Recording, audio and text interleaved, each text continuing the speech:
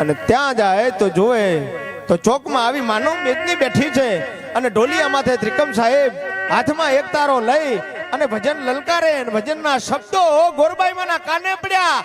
ખેલિયા ખેલિયા ખેલિયા મારા સતગુરુએ ચોપાટ ખેલિયા. ગોરબાઈમાના અચંબાનો પાર નો રહ્યો કે આ શું ત્રિકમ ઘોડારમાં ત્રિકમ રામમાં. ખીમ સાહેબે હાન કરી દેવી પાછા વળો, હજુ ઠેકાણું બાકી છે. ગોરબાઈ માને લઈ અને ખીમ સાહેબ ઘોડાની માથે પલાણ માંડી અને ધીરા ધીરા બાગડતા ધમા કરતા ડગલા ભરતા ભરતા એ ઘોડલી જે છે એ કાગનોરા ડુંગરની માયલી પા જાય.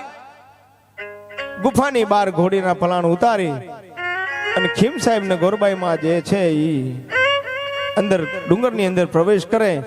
એક બાજુ રામગુરુ સમાધિમાં સ્થાન લઈને બેઠા છે, એમની સામે ત્રિકમ સાહેબ જે છે એક પથ્થરનું આસન છે અને તેના ઉપર બેસી અને હાથમાં રામસાગર, ખોળામાં રામસાગર એક તારો વગાડે છે અને ભજનના શબ્દોનો રણકાર ચાલે છે કે ખેલિયા ખેલિયા ખેલિયા મારા સદગુરુએ ચોપાટ ખેલિયા. આવા ત્રણ જગ્યાના પ્રમાણ જોયા.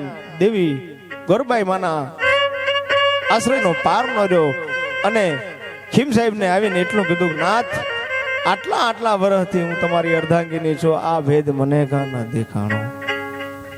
તો કે દેવી એના માટે ભજન કરવું જોઈએ. ત્રિકમે ભજન કર્યું છે અને ત્રિકમ સાહેબ પાસે જ્યારે માં ગોરબાઈએ ઓળખાણ માંગી ત્યારે દાદા ત્રિકમે હવારના પોરમાં હોકાની ને ખીમ સાહેબને હાલતા ઓળખાણ આપી કે જેથી રામ લંકા હંચર્યા 18 પૈદળ ભાર તેથી દાદો સૈન્યમાં હતા છડીદાર એવું બોલ્યા ત્રિકમદા.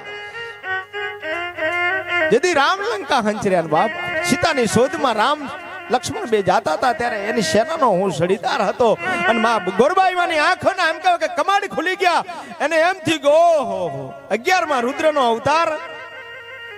આ શબ્દો સાહેબ એક લેખક, એક શિક્ષક અમારા કાંતિભાઈ વઢિયારી સાહેબ, નોકરિયા તો ઘણા હોય પણ નોકરિયાતની હારે અધિકારીની હારે લેખકો બહુ ઓછા હોય અને મોટા ભાગે નોકરિયાત હોય લેખકો હોય અમારા ભૂદેવો જ હોય. પણ અમારા વઢિયારનું ઘરેણું એવા આપણા કાંતિભાઈ મસાલી જોરદાર તાળીઓના ગડગડાટથી વધાવો સાહેબ. અડધા પગાર આપણા સંતોના સંશોધનમાં સંશોધન એકલું નહીં, સંતોએ કયા જઈ અને પરચા પૂર્યા છે. એક પરચાને એમ કે ટાંકણીથી ટાંકી અને સાહેબ તમારી મારી વચ્ચે વહેતા કર્યા હોય. આ ગુજરાતનું ઘરેણું છે સાહેબ, આપણું સમાજનું ઘરેણું છે. આવા સમાજના સંતો આ જીવતા જાગતા સંતો છે સાહેબ. હા, ત્યારે એવા આ વઢિયારની ધરતી નવાબી રાજની એમ કહેવાય કે ધરતી કહેવાય. ધરાવીણ ધારણ નીપજે કુળવીન માણું ના હોય પણ જેસલ અને જખરા નીપજે કે જેની માં હોથલ હોય સાહેબ. તઈ આવા સંતાનો પાકે, તઈ કઈક આવી દાતારીની એની અંદર ઉર્મા ચડે, તઈ આવા ભજનો થાય, તઈ કઈ આવા અન્નના દાન દેવાય, કઈક પાણીના દાન દેવાય, ચાના દાન દેવાય. એમને માઈ કાંગલીના ખેલ નથી સાહેબ. પૈસા તો ધીરુભાઈ છોકરાભાઈ ગણાય છે. કોઈ દાડો સાપમ વાંચી જાહેરાત ગયા બાપાની તિથિ થઈ, કોઈથી ન થાય સાહેબ. સમય છે પણ સાહેબ સંસ્કાર નથી. સંપત્તિ હોય પણ સંસ્કાર ન હોય, શું કરવાનું? હા, અને સંપત્તિ હોય પણ સંસ્કાર ન હોય, પણ સંસ્કાર હોય તો વહેલા મોડી સંપત્તિ આવે. લંકામાં અઢળક સંપત્તિ હતી પણ સંસ્કાર નતા સાહેબ. હે,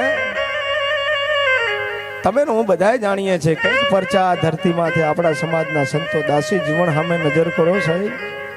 ઘોઘાવદરની માલિપા જેવી રીતે એમ કહેવાય કે આંબલીને હટી જવું પડ્યું દાદા ત્રિકમને જગ્યા દેવા માટે, એમ દરગાહ ખસી જતી સાહેબ.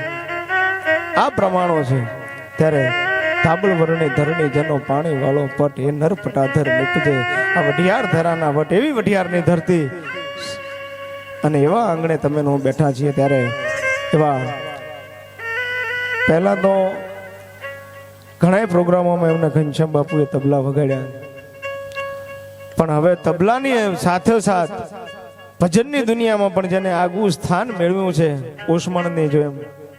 હા, એ તો સદગુરુના હારા હાથ માથ પડ્યો હોય ને તો એટલે એવા આપણા ઘનશ્યામભાઈ સાધુને નમ્ર વિનંતી કરીએ કે એમને મોજ આવે, સભાને મોજ આવે, ભગવાન શિવને મોજ આવે. હે શેર ચમ્ર સમ વિશાલ જટાય ઝુંડ ચંદ્ર વાલ સર્પકી તરંગ માલ વિમર વીર વાચે લોચન તઈ લાલ લાલ કુમકુમ સિંદૂર ગુલાલ શંકર મહારાજ આ તાંડવ નાચે. ભગવાન ભોળિયોનાથ તાંડવ નાચ કરતો કરતો રાધનપુરના પટાંગણમાં પધારે. પણ 4 વાગ્યા પછી અમારે ઘરે જવાનું, પલડીને નહીં. હા, 100 રૂપિયા કેશાભાઈ કેવાભાઈ મસાલી વાળા એમના તરફથી જોરદાર તાળીઓના ગડગડાટથી વધાવો. અને બાપુને વિનંતી કે તમને મોજ આવે એવી મોજેલી વાણી લઈ અને આવી જાઓ.